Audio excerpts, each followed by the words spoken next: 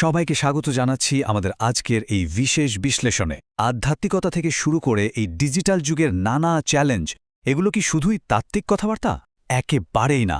এগুলো আমাদের প্রতিদিনের জীবনের একেবারে বাস্তব পরীক্ষা।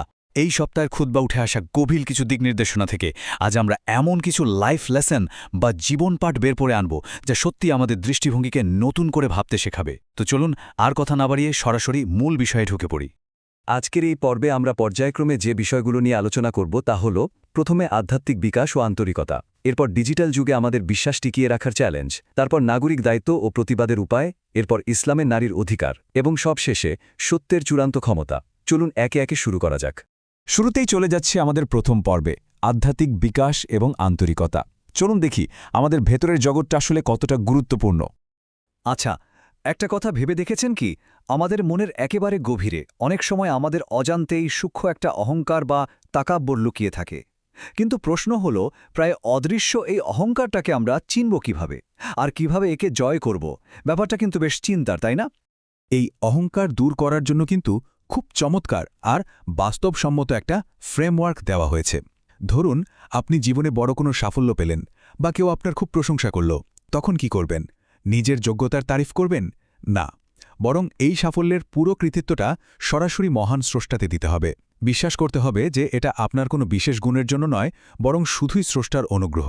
আর হ্যাঁ, নিয়মিত ইস্তেগফার বা ক্ষমা প্রার্থনা করা এবং সবসময় নিজের বিনয়ের জায়গাটা মনে রাখা এই অহংকার প্রতিরোধের জন্য একেবারে অপরিহার্য।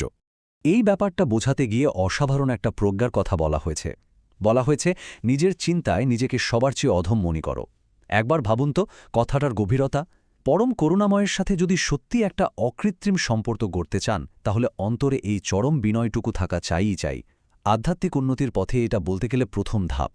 এখন আসি সবচেয়ে জরুরি একটা কথায়, নিয়ত বা উদ্দেশ্য। ধরুন, কোনো একটা ইমার্জেন্সি বা অসুস্থতার কারণে আপনার জুমার নামাজ বাদ পড়ে গেল, অথবা প্রতিদিনের রুটিন কাজের কথাই ধরুন না, সব কিছুর মূলে কিন্তু এই নিয়তটাই থাকে। যদি জুমার নামাজে যাওয়ার জন্য আপনার অন্তরের ইচ্ছাটা সত্যিই খাঁটি থাকে, কিন্তু বাধ্য হয়ে যেতে না পারেন, তবে এই বিশুদ্ধ উদ্দেশ্য বা নিয়তি স্রষ্টার কাছে আপনার কাজের আসল মূল্য নির্ধারণ করে দেবে। এবার চলুন আমাদের আলোচনার দ্বিতীয় পর্বে, ডিজিটাল যুগে বিশ্বাস। এই ইন্টারনেট আর স্মার্টফোনের যুগে আমাদের প্রতিদিনের চ্যালেঞ্জগুলো আসলে কেমন? আমাদের মধ্যে অনেকেরই মনে একটা ভয় কাজ করে যে এই সারাদিন টেক্সট মেসেজ করার কারণে হয়তো আমাদের অকৃত্রিম সম্পর্কগুলো নষ্ট হয়ে যাচ্ছে। কিন্তু একটু অন্যভাবে ভাবলে চিত্রটা কিন্তু একদম ভিন্ন। আগে একটা চিঠি পৌঁছাতে 15 দিন থেকে 1 মাস পর্যন্ত সময় লেগে যেত, আর এখন চোখের পলকে ডিজিটাল মেসেজ চলে যাচ্ছে।